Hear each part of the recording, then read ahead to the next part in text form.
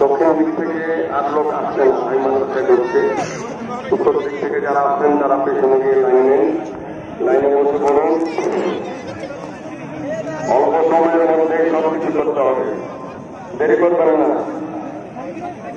আল্লাহু আকবার।